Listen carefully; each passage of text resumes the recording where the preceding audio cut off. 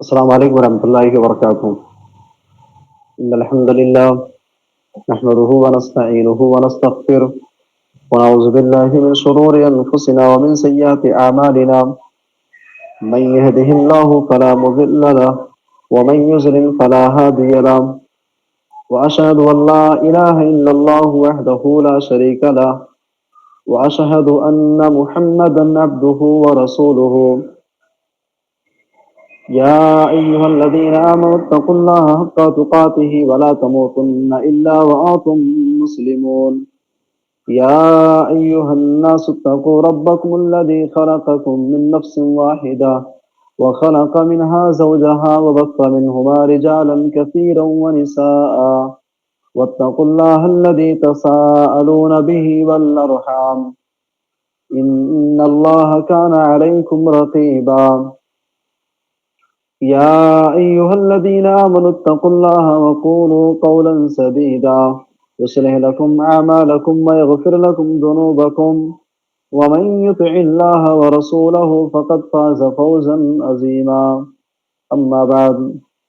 فأعوذ بالله من الشيطان الرجيم، بسم الله الرحمن الرحيم۔ يا ليتني لم أشرك بربي أحدا۔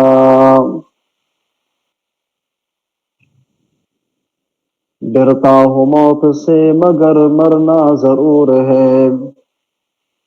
لرزتا ہوں کفن سے مگر پہننا ضرور ہے، ہو جاتا ہوں غمگین جنازے کو دیکھ کر لیکن میرا جنازہ بھی اٹھنا ضرور ہے، ہوتی ہے بڑی کپ کپی قبروں کو دیکھ کر پر مدتوں اس قبر میں رہنا ضرور ہے۔ معزز سامعین کرام، دینی و اسلامی بھائیوں، نوجوان ساتھیوں، آج کے اس آن لائن درس میں انشاءاللہ جس موضوع پر ہم گفتگو کریں گے تو عنوان ہے موت کے بعد کی چند آرزوئیں۔ بنیادی طور پہ دو چیزیں اپنے سامنے آپ رکھیں۔ سب سے پہلی چیز ہے، جب آپ قرآن حکیم کا مطالعہ کریں گے، قرآن حکیم کے اندر ہمارے بارے میں، آپ کے بارے میں، انسانیت کے تعلق سے ایک بہت بڑی حقیقت آپ کو نظر آئے گی۔ وہ حقیقت ہے کل نفس ذائقۃ الموت۔ دنیا کے اندر جو انسان آیا ہے، دنیا کے اندر جتنے جاندار ہیں، سب کو بے جان ہونا ہے۔ ہر نفس کو موت کا مزہ چکھنا ہے، ہر نفس کو بے جان ہونا ہے۔ قرآن حکیم کا یہ ایسا اصول ہے جس کا نہ کوئی انکار کر سکتا ہے اور نہ ہی کسی نے اس کا انکار کیا۔ قرآن حکیم کے تعلق سے دوسرا اصول آپ کے سامنے ہونا چاہیے۔ قرآن و حدیث کے اندر دوسری بات ہمارے اور آپ کے تعلق سے بہت ہی واضح طور پہ بیان کی گئی ہے، وہ چیز یہ ہے کہ انسان بہت زیادہ آرزوؤں والا ہے، انسان بہت زیادہ تمناؤں والا ہے۔ انسان کی آرزویں بہت زیادہ ہوتی ہیں، انسان کی تمنائیں بہت ہوتی ہیں۔ قرآن حکیم قرآن حکیم کی جب آیتیں آپ پڑھیں گے، دنیا کی حقیقت کیا ہے، دنیا کی اصلیت کیا ہے اور انسانی زندگی کی حقیقت کیا ہے، اس کے اندر جب آپ تھوڑا غور کریں گے قرآن کی آیتوں میں، تو یہ چیز آپ کو بہت ہی واضح طور پہ نظر آئے گی۔ میں ایک مثال کے ذریعے سے سمجھانا چاہوں گا کہ انسان آرزویں انسان کے پاس کتنی ہوتی ہیں، انسان تمناؤں والا کتنا زیادہ ہے۔ ایک انسان پیدا ہوتا ہے، 4 سال کا ہو گیا، 5 سال کا ہو گیا، والدین کی خواہش یہ ہوتی ہے، آرزو یہ ہوتی ہے کہ بچے کو اچھے سے اچھے اسکول کے اندر ایڈمیشن دلا دیا جائے، اور ہونی بھی چاہیے۔ اور انسان تھوڑا سا بڑا ہوتا ہے، دھیرے دھیرے انسان جب آگے بڑھتا ہے، ہائی اسکول پاس کر لیا، انٹر پاس کر لیا، اس کے بعد پھر والدین کے ذہن و دماغ کے اندر ایک خواہش ہوتی ہے، تمنا ہوتی ہے کہ بچے کو ڈاکٹر بنانا ہے، انجینئر بنانا ہے۔ اس کے بعد پھر آگے کا مرحلہ آتا ہے شادی بیاہ کا۔ اچھی سی لڑکی کی تلاش ہوتی ہے کہ بہترین لڑکی دیکھ کر کے خوبصورت ہو، خوبصورت ہو، اچھی لڑکی دیکھ کر کے شادی کر دیا جائے، گھرانہ اچھا مل جائے۔ اور آگے انسان کی زندگی بڑھتی ہے، شادی کے بعد انسان کو اولاد کی تمنائیں ہوتی ہیں، آرزویں ہوتی ہیں، انسان اولاد چاہتا ہے۔ دھیرے دھیرے انسان کی زندگی جیسے جیسے آگے بڑھتی ہے، انسان کی تمنائیں، انسان کی آرزویں دن بدن بڑھتی ہی رہتی ہیں، بلکہ پیارے نبی صلی اللہ علیہ وسلم نے فرمایا کہ انسان جو ہے لا یزال قلب الکبیر شابا فتنتین، انسان کا، ایک بوڑھے انسان کا دل جو ہے اس کے اندر دو چیزیں مسلسل جوان ہوتی رہتی ہیں۔ لا یزال قلب الکبیر، بوڑھے انسان کا جو دل ہوتا ہے وہ مسلسل جوان ہوتا رہتا ہے دو چیزوں کے تعلق سے، نمبر ایک دنیا کی محبت کے تعلق سے اور مال و دولت کے تعلق سے۔ تو بتانا یہ چاہتا ہوں کہ انسان کے جو آرزویں ہیں بہت زیادہ ہیں، یہاں تک کہ انسان جب دنیا سے رخصت ہوتا ہے، 60 سال کی 70 سال کی زندگی طے کرنے کے بعد ایک انسان جب وفات پا جاتا ہے، انسان جب اس دنیا سے رخصت ہوتا ہے، گھر کے اندر چارپائی پر اسے لٹا دیا گیا ہے، لوگ حاضر ہو چکے ہیں، ادھر قبر کھودی جا رہی ہے، کفن کی تیاری ہو رہی ہے، غسل کی تیاری ہو رہی ہے، کپڑا خریدنے کے لیے انسان مارکیٹ کے اندر چلا بھی گیا ہے، انسان مر چکا ہے، بستر پر لیٹا ہوا ہے، چارپائی پر لیٹا ہوا ہے، غسل دیا جاتا ہے، کفن پہنایا جاتا ہے، جنازے کو جب اٹھایا جاتا ہے، پیارے نبی صلی اللہ علیہ وسلم کہتے ہیں انکانت صالحہ، مرنے والا انسان اگر نیک ہوتا ہے، مرنے والا انسان اگر نیک ہوتا ہے تو وہ آرزو کرتا ہے، تمنا کرتا ہے قدمونی قدمونی، اے لوگوں جلدی سے مجھے میرے منزل تک پہنچا دو، میرے مقام تک پہنچا دو۔ اور وہی انسان اگر برا ہوتا ہے، انسان چیخ رہا ہوتا ہے، چلا رہا ہوتا ہے کہ آخر تو مجھے کہاں لے کر کے جا رہے ہو۔ اچھا، پیارے نبی صلی اللہ علیہ وسلم کہتے ہیں کہ انسان کو جب قبر کے اندر دفن کر دیا جاتا ہے، آپ آرزو پر توجہ رکھیے گا، آرزو پر نگاہ رکھیے گا، آرزو کو سمجھنے کی کوشش کیجیے کہ انسان کی آرزو کتنی زیادہ ہوتی ہیں۔ انسان مرنے کے بعد جب اسے قبر کے اندر دفن کر دیا جاتا ہے، وَيَأْتِيهِ مُنْكَرٌ وَنَكِيرٌ، اس کے پاس منکر نکیر آتے ہیں، سوال و جواب ہوتا ہے، حساب و کتاب کا معاملہ شروع ہوتا ہے، من ربک وما دینک وما کنت تقول عن هذا الرجل، تینوں سوالات اس سے کیے جاتے ہیں، تیرا رب کون ہے، تیرا دین کیا ہے، تیرے پیغمبر کون ہیں، سوال و جواب ہوتا ہے۔ انسان اگر سوال و جواب میں کامیاب ہو جاتا ہے، صحیح طریقے سے جواب دے دیتا ہے، پیارے نبی صلی اللہ علیہ وسلم کہتے ہیں اس سے ایک چوتھا سوال ہوتا ہے، تجھے کیسے معلوم کہ تیرا رب اللہ، تجھے کیسے معلوم چلا کہ تیرا دین اسلام ہے، تجھے کیسے معلوم چلا کہ تیرا پیغمبر جناب محمد رسول اللہ صلی اللہ علیہ وسلم ہے۔ اللہ کے نبی صلی اللہ علیہ وسلم کہتے ہیں وہ انسان جواب دیتا ہے قرأت کتاب اللہ، میں نے کتاب اللہ کو پڑھا، قرآن حکیم کو میں نے پڑھا، میں نے قرآن کو پڑھا، اس کے اندر غور کیا، اس کو سمجھا، اس کے بعد جا کر کے مجھے ان سوالات کے جوابات مجھ کو معلوم ہوئے۔ یہاں جو چیزیں بتانا چاہتا ہوں، انسان جب قبر کے سوالات میں کامیاب ہو جاتا ہے، اس موقع پر انسان ایک تمنا کرتا ہے، انسان یہ آرزو کرتا ہے، انسان یہ آرزو کرتا ہے کہ اے فرشتوں مجھے دوبارہ دنیا کے اندر جانے دو، تاکہ میں گھر والوں کے پاس جا کر کے ان کو بتا دوں کہ میں کامیاب ہو گیا ہوں، جا کر کے میں ان کو خبر دے دوں کہ میں قبر کے سوالات میں کامیاب ہو چکا ہوں۔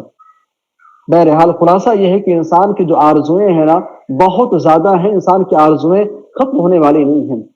قرآن حکیم کا آپ مطالعہ کریں، قرآن حکیم کے اندر انسان کی آرزویں بہت ساری ذکر کی گئی ہیں، جو موت کے بعد انسان تمنا کرے گا، موت کے بعد جن کی انسان آرزو کرے گا۔ قرآن حکیم سے ایک آیت کریمہ آپ کے سامنے پیش کرتا ہوں، قرآن حکیم کا 15واں پارہ سورۃ الکہف آپ اٹھائیے۔ سورۃ الکہف کے اندر اللہ تبارک و تعالیٰ نے ایک کافر شخص کا ذکر کیا ہے، ایک ایسا شخص جو اللہ کا انکار کرنے والا، ایک کافر کا تذکرہ آپ کو ملے گا۔ اللہ تعالیٰ نے اسے باغ سے نوازا ہے، اللہ تعالیٰ نے اسے باغ سے نوازا ہے۔ آج ہمارے یہاں سمپتی کیا ہے، پراپرٹی کیا ہے، جس کے پاس زمین ہے، جس کے پاس مکان ہے، دکان ہے، آج یہ پراپرٹی ہے۔ لیکن آپ اگر 100 سال پیچھے آپ جائیں گے، 200 سال پیچھے آپ جائیں گے، دور صحابہ میں آپ دیکھیں گے، اس سے پہلے آپ دیکھیں گے، آپ کو نظر آئے گا کہ جو انسان مالدار ہوتا تھا باغوں کا مالک ہوتا تھا، باغ اور باغیچے والا ہوتا تھا۔ قرآن حکیم اس منظر کو بیان کر رہا ہے کہ ایک شخص جو ہے اس کے پاس باغ ہے، اس کے پاس باغات ہیں، وہ انسان لیکن رب کا نافرمان ہے،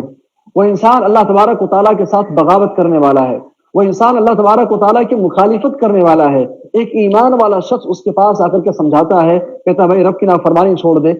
تکبر سے باز آ جا، رب کی مخالفت سے باز آ جا، لیکن انسان اپنے کفر پر، اپنے عناد پر ڈٹا ہوا ہے، کفر اور عناد پر ڈٹا ہوا وہ انسان،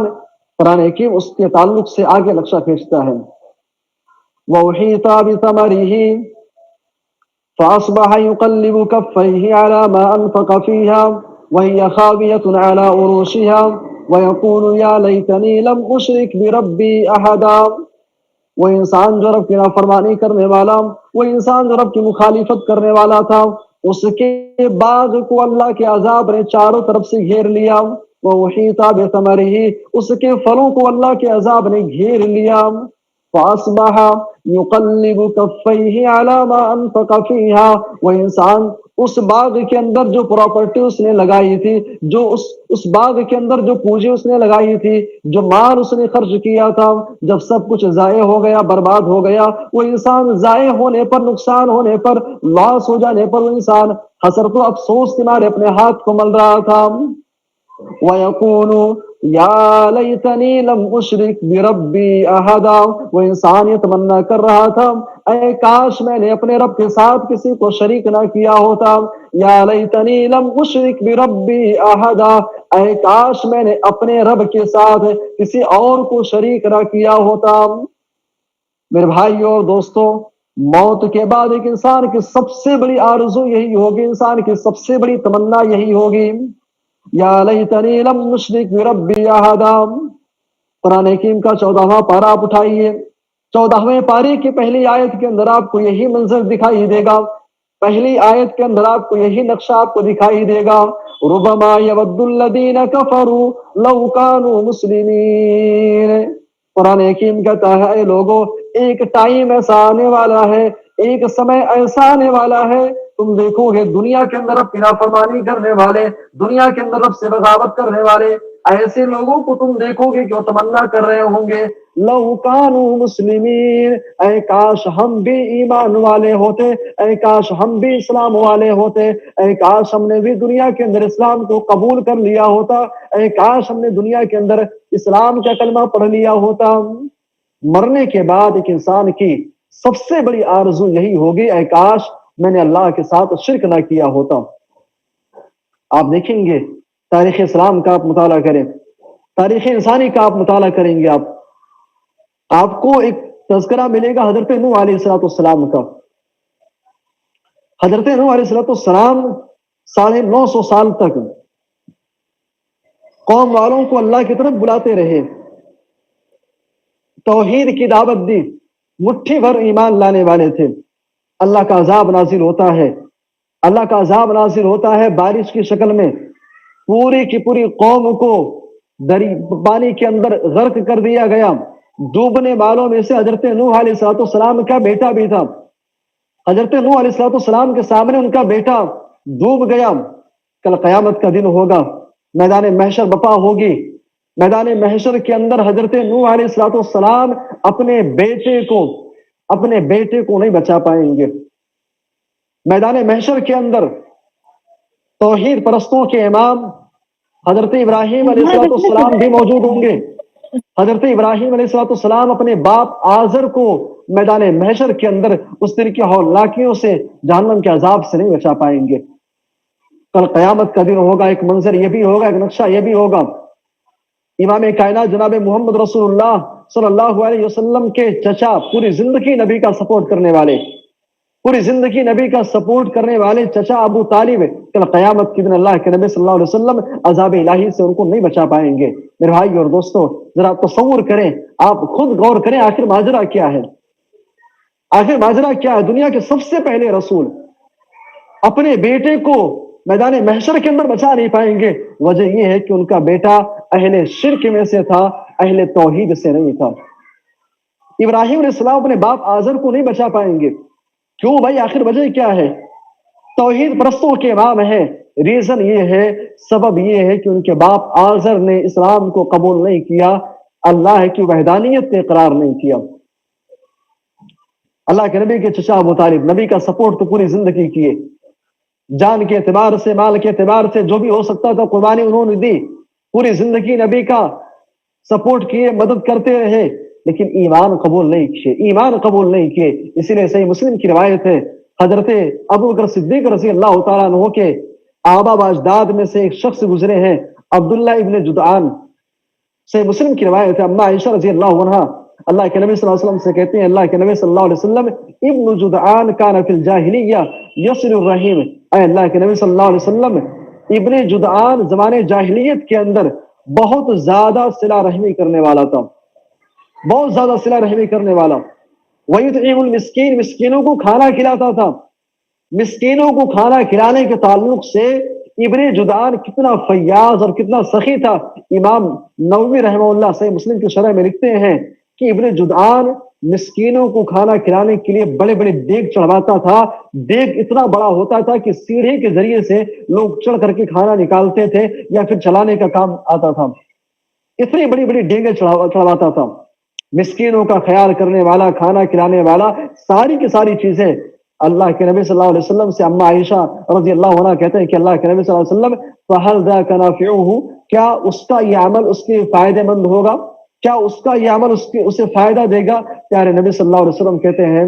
لا ينفعه، لا ينفعه، اے عائشہ اس کا یہ عمل اسے کوئی فائدہ نہیں دے گا۔ انه لم يقل يوما،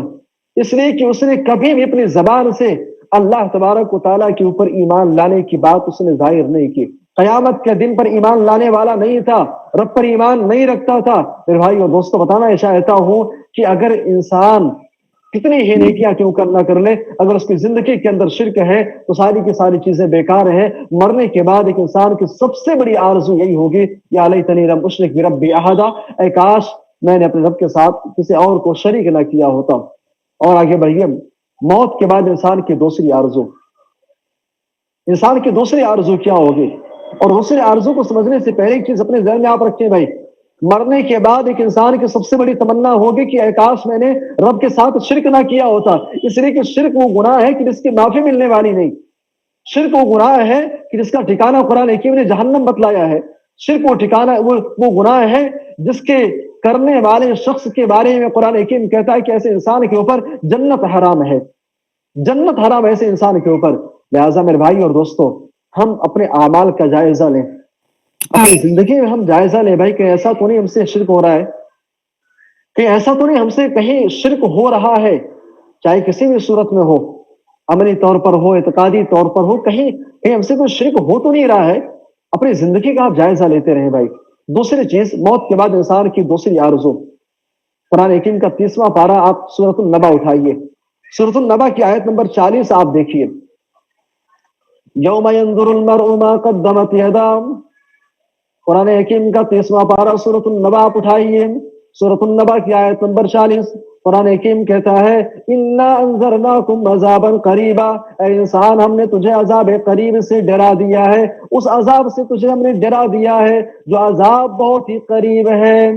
یوم ینظر المرء ما قدمت یداہ، جس دن انسان اپنے کرتوتوں کو دیکھ لے گا، انسان اپنے اعمال کو دیکھ لے گا، دنیا کے اندر اس نے کیسے اعمال انجام دیے ہیں، اچھا عمل کیا ہے کہ برا عمل کیا ہے، انسان اپنے کرتوتوں کو دیکھ لے گا۔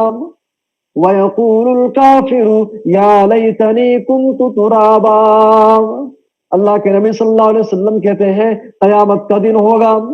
لَتُوَدَّنَّ الْحُقُوقُ إِلَىٰ أَهْلِهَا يَوْمَ الْقِيَامَةِ، قیامت کے دن انسان کو، ہر حقدار کو اس کا حق دے دیا جائے گا، ہر حقدار کو اس کا حق دے دیا جائے گا، حَتَّى يُقَادَ لِلشَّاةِ الْجَلْحَاءِ مِنَ الشَّاةِ الْقَرْنَاءِ، دنیا کے اندر آج اگر کسی نے کسی کا حق مار لیا ہے، دنیا کے اندر آج اگر کسی نے کسی کا حق بےایمانی کر لیا ہے، مرنے کے بعد کل قیامت کے دن ایک پائی پائی کا حساب دینا پڑے گا، ایک پائی پائی کا حساب دینا پڑے گا۔ آج اگر آپ نے ظلمن، اگر آپ نے کسی کا 1 روپیہ بھی اگر آپ نے ہڑپ لیا ہے، اگر آپ نے ظلمن کسی کی اتنی سی بھی زمین اگر بےایمانی کر لی ہے، تو یاد رکھیے مرنے کے بعد کل قیامت کے دن وہ آپ کو دینا پڑے گا، آپ کو ریٹرن کرنا پڑے گا۔ اور اللہ کے نبی صلی اللہ علیہ وسلم کہتے ہیں وہاں جب ریٹرن کرنا ہوگا تو درہم نہیں ہوگا، وہاں دینار نہیں ہوگا، جب وہاں دینا ہوگا تو وہاں ہوگا نیکیوں کا معاملہ ہوگا یا تو گناہ کا معاملہ ہوگا، آپ کی نیکیاں چھین کر کے سامنے والے کو دے دی جائیں گے۔ آج ہمارے یہاں بڑا عجیب مسئلہ ہے، یو پی اور بہار کے اندر بہت سارے جھگڑے فسادات جو ہمارے یہاں ہوتے ہیں وہ زمین کو لے کر کے ہوتے ہیں، دو لوگوں کی زمین آپس میں ملی ہوئی ہے، میڑ کی کٹائی ہوتی ہے، چھٹائی ہوتی ہے، اس مسئلے کو لے کر کے گاؤں دیہات کے اندر بڑے جھگڑے ہوتے ہیں۔ میرے بھائی اور دوستو یاد رکھیے، اگر ایک معمولی سی بھی زمین کا ایک ٹکڑا بھی کسی نے بےایمانی کیا ہے، یہاں تک کہ اگر 1 روپیہ بھی اگر کسی نے کسی کا ظلمن کھا لیا ہے، بےایمانی کر لیا ہے، تو یاد رکھیے کل قیامت کے دن آپ کو ریٹرن کرنا پڑے گا۔ اور درس کے اندر ہمارے جو نوجوان بھائی حاضر ہیں، آپ نے ایک مسئلہ سنا ہوگا، وراثت کا مسئلہ۔ وراثت کے مسئلے کے تعلق سے ایک چیز اپنے ذہن میں آپ رکھیے گا۔ آج ہمارے اس ملک ہندوستان کے آپ دیکھیں گے، ہندوستانی سطح پر مسلمانوں کا آپ جائزہ لے لیجیے، وراثت جو کہ شریعت کا ایک بہت ہی اہم مسئلہ ہے، اور یہ ایسا مسئلہ ہے شریعت کے اور مسائل میں فقہا کے اپنے اختلافات ہیں، لوگوں کے اپنے اختلافات ہیں، لیکن وراثت کا ایسا مسئلہ ہے کہ متفقہ یہ فیصلہ ہے، اس میں کسی کا کوئی اختلاف نہیں ہے۔ وراثت کے اندر بھائیوں کا حصہ ہے، بہنوں کا حصہ ہے، جو وراثت کے جو حقدار ہیں، جو فہرست قرآن حکیم نے بیان کی ہے، نبی نے بیان کی ہے، جو قرآن حکیم نے وراثت کے حقدار بیان کیے ہیں، ان کو وراثت کے اندر حصہ دینا وہ ضروری ہے۔ ایک بہت بڑی چیز ہمارے یہاں ہوتی ہے، باپ کے انتقال کے بعد 2 بھائی ہیں، 4 بھائی ہیں، وراثت آپس میں تقسیم کر لیتے ہیں، بہنوں کو کوئی حصہ نہیں دیتے ہیں۔ میرے بھائی اور دوستو یاد رکھیے، اگر آپ نے ایسا کیا تو یاد رکھیے کل قیامت کے دن وہ آپ کو ریٹرن کرنا پڑے گا، وہ دینا پڑے گا آپ کو، اور جب وہاں دینا ہوگا تو نیکیوں کی صورت میں دینا پڑے گا۔ اللہ کے نبی صلی اللہ علیہ وسلم آگے بیان کرتے ہیں، حتی یقاد للشاة الجلحاء من الشاة القرناء،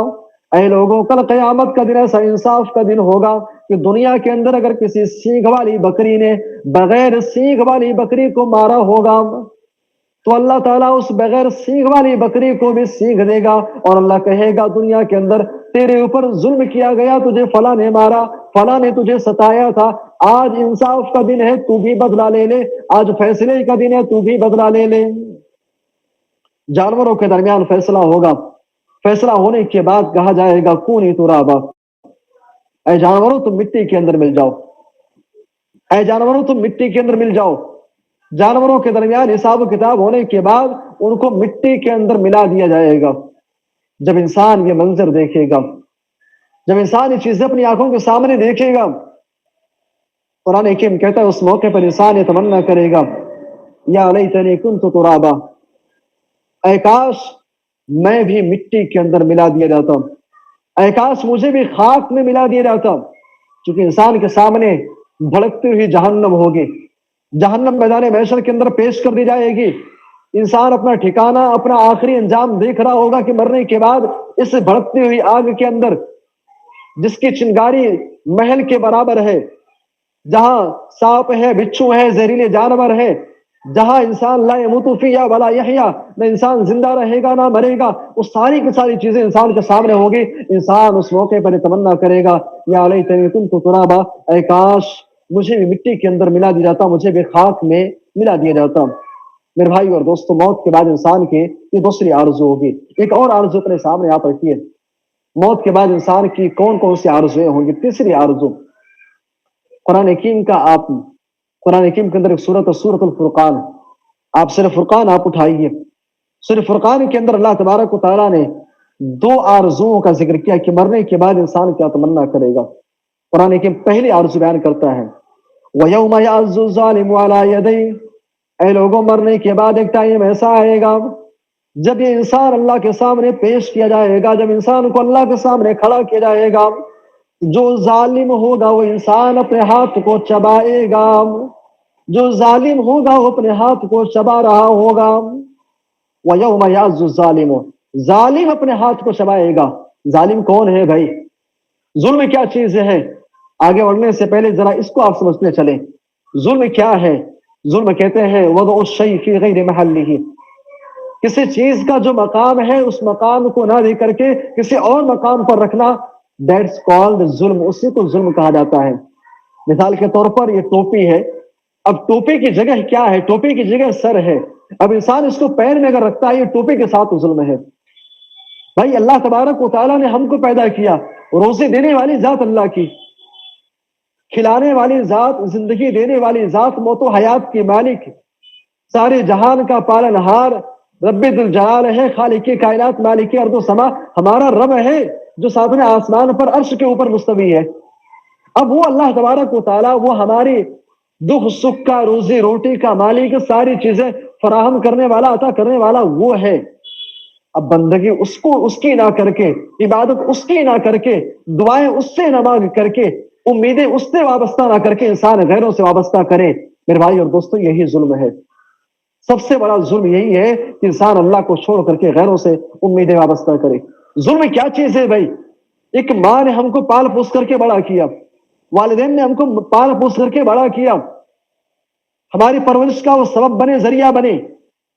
ہر طرح کی مصیبتیں پریشانیاں انہوں نے برداشت کی۔ اب شریعت یہ کہتی ہے ان کی تربیت کا، ان کی قربانیوں کا تقاضا یہ ہے کہ ہم ان کا ادب و احترام کریں، ان کے ساتھ حسن سلوک کریں۔ اب انسان ماں باپ کو گالی دینے والا ہو، انسان ماں باپ کو برا بھلا کہے، انسان جوانی کی دہلیز پر قدم رکھنے کے بعد، شادی ہونے کے بعد ماں باپ کو لے جا کر کے اولڈ ایج ہوم کے اندر ڈال کر کے چلا ہے، میرے بھائی اور دوستو یہ ظلم ہے۔ وراثت کے اندر بہنوں کا حصہ ہے۔ اب حق کا تقاضا یہ ہے کہ انسان جب وراثت تقسیم کرے تو جو اپنا حصہ ہے وہ لے لے، جو بہن کا حصہ ہے اس کو دے دے، جو اوروں کا حصہ ہے اس کو دے دے۔ اب انسان کیا کرے؟ ساری پراپرٹی ہڑپ کر کے بیٹھ جائے، یہی ظلم ہے بھائی۔ قرآن حکیم کہتا ہے وَيَوْمَ يَعَزُّ الظَّالِمُ عَلَىٰ يَدَيْهِ، قیامت کے دن جو ظالم ہوں گے اپنے ہاتھ کو چبائیں گے، حسرت و افسوس کے بارے میں چیخ رہے ہوں گے، چلا رہے ہوں گے، اور انسان اس موقع پر کہے گا، انسان یہ تمنا کرے گا، کہے گا یا لیتنی اتخذت مع الرسول سبیلا، اے کاش میں نے رسول اللہ کی راہ کی اتباع کی ہوتی، اے کاش میں نے رسول اللہ کی راہ کی اتباع کی ہوتی، یا لیتنی اتخذت مع الرسول سبیلا، رسول کی راہ کو میں نے اپنا لیا ہوتا۔ یہاں دو چیزیں قابل غور ہیں۔ پہلے ظلم کا ذکر کیا گیا، جو ظالم ہوگا وہ انسان ہاتھ کو چبائے گا اور تمنا کرے گا کہ کاش میں نے اطاعت رسول کو لازم پکڑا ہوتا۔ بھائی اور دوستو اس لیے کہ اگر انسان کی زندگی کے اندر اطاعت رسول پائی جائے گی، من قال لا الہ الا اللہ دخل الجنہ، یا ایھا الناس قولوا لا الہ الا اللہ، جس کی زندگی کے اندر اطاعت رسول ہوگا وہ انسان لا الہ الا اللہ کا اقرار کرنے والا ہوگا، جس کی زندگی کے اندر اطاعت رسول ہوگا وہ والدین کی فرما برداری کرنے والا ہوگا، جس کی زندگی کے اندر پیارے نبی صلی اللہ علیہ وسلم کی اتباع ہوگی وہ انسان وراثت کا صحیح طریقے سے تقسیم کرنے والا ہوگا، جس انسان کی زندگی کے اندر اطاعت رسول ہوگا وہ انسان صحیح معنوں میں قرآن و سنت کو فالو کرنے والا ہوگا۔ اطاعت رسول، ظلم کے ساتھ اطاعت رسول کو ذکر کیا اس لیے کہ پیارے نبی صلی اللہ علیہ وسلم کی ذات گرامی، پیارے نبی صلی اللہ علیہ وسلم کی شخصیت اور ذات ہی وہ ذات ہے جن کے ذریعے سے ہم تک دین پہنچا، جن کے ذریعے سے ہم کو شریعت یہ ملی ہے۔ پیارے نبی صلی اللہ علیہ وسلم کی انسان اطاعت کرنے والا، یعنی نبی کی بات کو ماننے والا جو انسان ہوگا، جو پیارے نبی کی باتوں کو مانے گا وہ انسان ظالم نہیں ہوگا، وہ ظالم نہیں ہوگا بھائی۔ وہ آج ہندوستانی سطح پر مسلمان پریشان ہے، پریشانی کی بات کی جاتی ہے، میں اس کو دو نظریے سے دیکھتا ہوں۔ ایک نظریہ تو یہ ہے کہ لوگ کہتے ہیں مسلمان پریشان ہے، میں پوچھتا ہوں کہ بھائی آپ مسلمانوں کے محلے میں آپ چلے جائیے، فجر کی نماز میں مسلمان طبقہ آپ کو کھراٹے کی نیند لیتا ہوا نظر آئے گا۔ آپ بامبے جیسے جو کیپٹل آف منی ہے، جو کیپٹل آف بزنس ہے، آپ بامبے کے اندر آپ دیکھ لیجئے ایسے علاقے اور ایسی سوسائٹی جہاں پر مسلمان رہتے ہیں، آپ محلوں کے اندر چلے جائیے، مسلمان نوجوان آپ کو 2 بجے تک، 3 بجے تک، 4 بجے تک، یہاں تک کہ فجر تک آپ کو جاگتے ہوئے موج مستی کرتے ہوئے نظر آئیں گے۔ میں ذرا پوچھنا چاہتا ہوں بھائی، آپ کی زندگی کے اندر جب پریشانی آتی ہے کیا آپ کو سکون سے نیند آتی ہے؟ کیا آپ کی زندگی کے اندر جب پریشانیاں آتی ہیں تو آپ 2-4 گھنٹے 6 گھنٹے آپ جا کر کے ٹائم اپنا ادھر سے ادھر ویسٹ کرتے ہیں؟ جب آپ کو آپ کی زندگی کے اندر مصیبتیں ہوتی ہیں، پریشانیاں ہوتی ہیں، تو کبھی ایسا ہوتا ہے کہ آپ چین و سکون کے ساتھ انجوائے کر رہے ہوتے ہیں؟ ایسا نہیں ہوتا ہے بھائی۔ جو پریشان ہوتا ہے، میں نے اپنی نجی زندگی کے اندر دیکھا ہے، جب کوئی ٹینشن ہوتی ہے، کوئی پریشانی ہوتی ہے، نیند نہیں آتی ہے، کسی سے بات کرنے کو دل نہیں کرتا ہے،